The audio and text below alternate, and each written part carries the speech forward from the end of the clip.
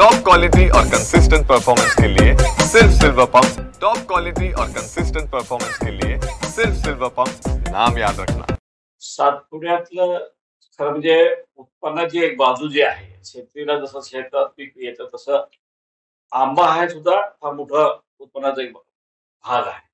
आंब्यांपासून कैरींपासून जे आमचूर तयार केलं जातं त्याच्यातनं करोडो रुपयाचं उलाढाल होते आणि निश्चितपणे हे जे काही उलाढाल आहे यावर्षी अवकाळी पाऊस झाल्यामुळे पूर्णपणे तिथला शेतकरी कोल्याप झालेला आहे. तिथला उत्पन्नाची बाजू पूर्णपणे संपलेली आहे आणि निश्चितपणे शेतकऱ्याला बैल विकत घेणं, शेती अवजार घेणं हे यावर्षी अशक्य आहे आणि म्हणूनच शासनाला स्पष्टपणे आपल्या माध्यमातून मी हे सांगेन की शासनाने याची दखल घ्यावी आणि शासनाने याचा पंचनामा करावा आणि इतरांना जसं आपण मोबदला दिला जातो किंवा एक काहीतरी मदत दिली जाते ती मदत याही शेतकऱ्यांना याही पाडातल्या लोकांना द्यावी असं मी खासदारांनाही पत्र लिहायला लावणार शासनाला. परंतु निश्चितपणे शासनाने हे करावं आणि ते जर कोणी करणार असेल तर त्यासाठी आंदोलनं केली जातील असं मी स्पष्टपणे इशारा देत आहे.